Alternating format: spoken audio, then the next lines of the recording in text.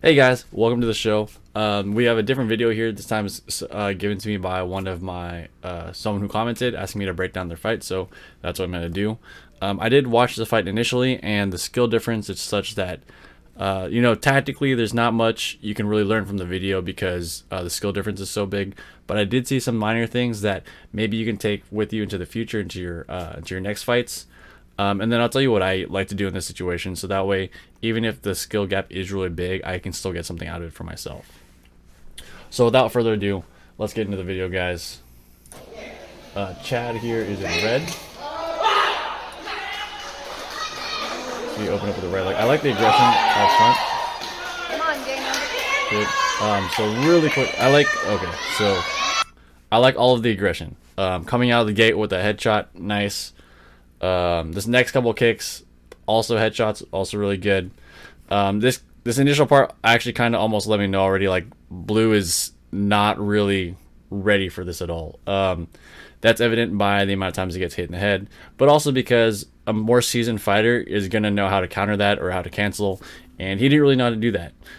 Props to you for swinging your leg back in the play earlier here for trying to hit this back kick. You do hit this back kick a couple times right there, and then boom. Come on, Daniel. Yeah. So I'm here though for your benefit. Like, how can it is nice for that you sent it to me, and I really appreciate that. But I'm here to like try and help you get better. So from this, I can kind of see, like, in the last couple parts of the match, you went forward, you hit him in the head a couple times, and then you fell backwards. He pressed at you. He came in at you, and then you fell this way. And you got him in a clinch position, and then you hit him in the clinch, and then you went this way. So it kind of lets me know that you need to work a little bit more on your base leg stability. So when you kick, especially like a cut kick like this should be, ideally it should be planted. Your foot should be planted, or even on this side, foot should be planted, and you should be able to execute the kick forward without giving up too much ground. I mean, this is one of your earlier fights. I'm gonna turn my phone on silent.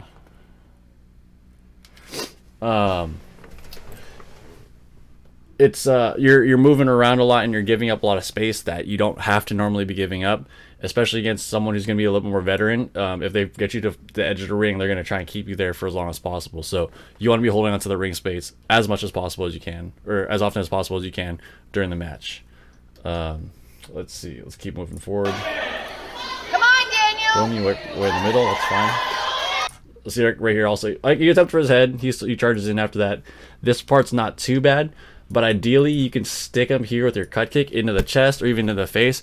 And one of the things, I'm not sure if there's a video on this. After you hit him, there's something called follow foot or a return step, wherein instead of just you're fully extended here and you have to wait for this leg to come all the way down, and your base leg isn't really that active.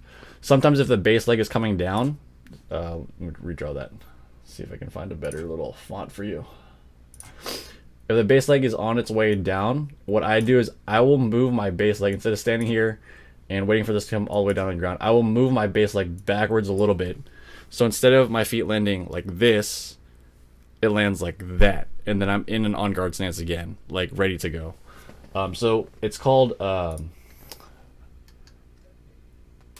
it's not follow foot. I want to say it's called the return step. If there isn't a video on YouTube that covers it, let me know. I can try and search for it. Let me actually look for that right now.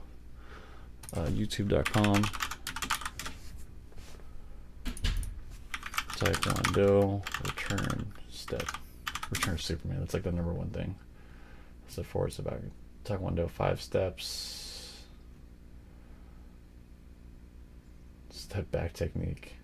Back kick technique.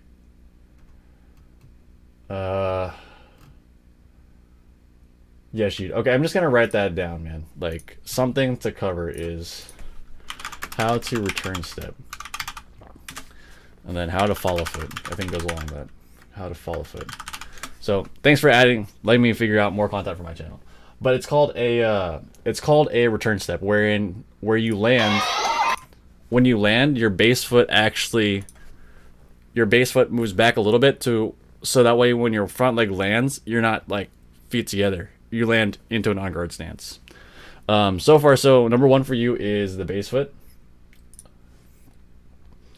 One is base. Ideally, like I said, you can plant and then move. Number two, return. Let's put R step. Good. And then, let's see. What else can we do here? What else? Oh, wait, I have to erase that. So, second is return step. Third is ring management, I guess, because, well, I think ring management will go into when you can return step and recover properly. Won't go into that too much. It's, like I said before, when you're hitting, you're falling backwards, you're giving up a lot of ring space. Ideally, you can hit him, land, keep your space, keep him in the corner, advantageous situation for you versus you kind of bouncing off of him in every engagement. He pushed me. I'm assuming it's manual scoring because, I mean, these aren't electronic Ogus. I saw they use the beanbag for time, which I haven't seen for a long time. But, hey, you know, it is what it is. I feel like you're going to back kick here, and it's because your stance, one is because whenever this leg's been in back, you throw that back kick. And two, your body is, I think the way to put it is your body, let me make sure, see if I'm right first. I'm going to see if you're back from here. Yeah, okay. So, you're giving away, it's your normal stance with your right leg back should look like the same stance as when you're going to round kick. So before you do your back kicks in practice now, practice doing a round kick first, get in that exact stance, and then back kick. Because as you fight someone who's like a little bit more seasoned, they're going to be able to tell that you're sitting on the back kick, and they'll just kick you backside, or they'll motion, make you miss, and then follow up. It's something not... it's something that's sometimes overlooked in training, and so you might want to pay more attention to that when you're in training. Right before you back kick, get set like you're going to round kick, so that way it camouflages your back kick, and then it's going to be easier to trap people who are a little bit more experienced. And so this guy, I think he's able to get you to miss, right? Yeah, he's checking because even he can see it. That's why he motioned. Boom. And then ring management wise, like over here, you missed the back kick. Boom.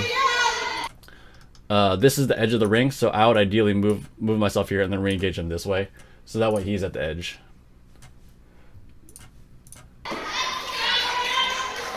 Boom. Not bad. And then see, like right here, also try and be a little bit more aware of the ring because you don't want to be taking the gum junks for when you fall out.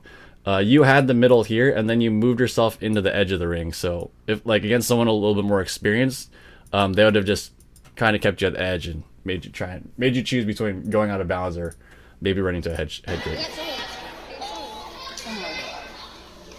Not bad. Come on, Daniel. Good motions.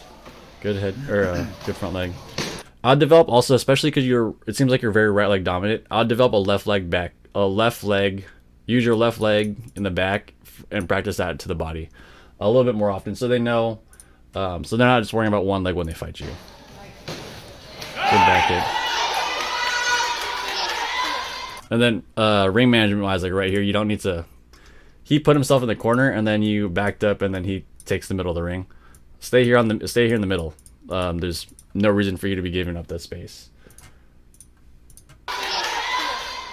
So he took the middle, so try not to give up ring space like that. Boom. Nice cut.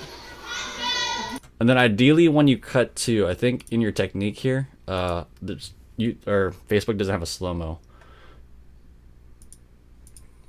Boom. In your cut, you're still a lot of your weight, it seems like, is just going backwards. So any time he like runs into you at all, what you did, you're the one moving backwards. That was a really ugly arrow. You're the one moving backwards. So in the future, what I would suggest is practice someone coming in at you, and then you cut kicking, or like doing your cut kick like you're just doing now, but going forward and holding your ground. So they like whenever they feel like it, have a giant kick shield ready. When they feel like it, they'll come in at you, try and lift your leg, hit it hard with a cut kick, and then stand your ground right there.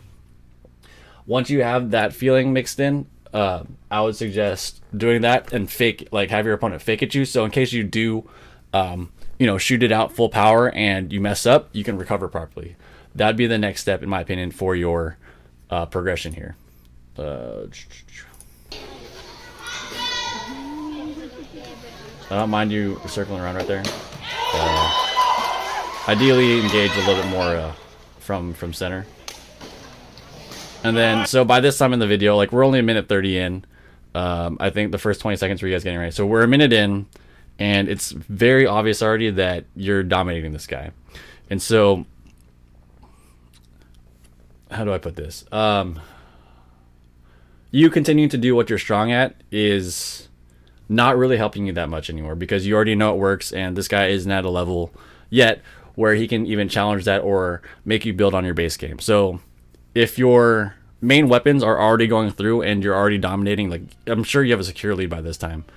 The next thing to do to the next thing to do to help you in your game in the future, like not necessarily keep beating this guy, because it's already in the bag, you beat this guy. So now you're thinking, I'm still stuck in the ring. How do I make this more beneficial for me? I would start looking at weapons or techniques that you are not as comfortable with and see if you can hit them in the ring. So instead of continuing to use your right leg, which is your main weapon, and it's been hitting a lot, you already know it's going to hit him, I would suggest starting to use maybe like, let's try a left leg back kick. Let's try a left leg off the line with the back leg. Let's try a left leg in front, trying to flick to the face. And then the rest of your 2 minutes could be you trying to hit an actual target with those techniques instead of you hitting what you already know you're going to hit. Because you already know you're going to hit it, you're not really benefiting. You're not growing your game at all. Your game is solid the way it is. And now you're looking to how to add weapons, and the best way to add weapons is to try it out in real time against a real opponent. So this would have been a good time for you to switch that up and maybe start trying to add weapons into your game real time. So that's something for you to look for in the future. And then the last thing too is, if you're beating someone like this already, like this dominantly, let's say you had 3 more matches to do, I would suggest doing what I said earlier and even switching your game and trying to practice something you're not as good at. Because let's say one of your opponents that you're going to fight in the future showed up late, and you already changed your game to stuff you're working on, like the left leg back kick, left leg to the face. That means all of his scouting information is going to be, that's his left leg, that's about as fast as it is, etc., etc. And so that's what he's going to be trying to prepare for. And so when you go into the ring and you have your main weapons, which are still hidden from, from some of the people, or if not all the people, then you can surprise them and use those. You still have those cards in your hand, versus if you continuously play your strong hand and everyone else can see it and there's no reason for you to keep playing your strong hand, then now they have a bunch of information that you could have withheld that you could have used to your advantage later. I think I watched about till the 3-minute mark, and it was about the same as you kind of just repeatedly using your right leg and getting this guy in the head, which is props to you, man. I'm glad you developed that, and I'm glad that it's fast and it's working for you. But yeah, in my opinion, that's probably gonna be the end of the video. So go and try and go through this. Take notes for where you think you can improve in the future. And the next time you fight, man, feel free to send me your videos. I love breaking this stuff down. I love trying to add some value, and I want to see how your game progresses in the future, dude. So besides that, keep it up and congrats.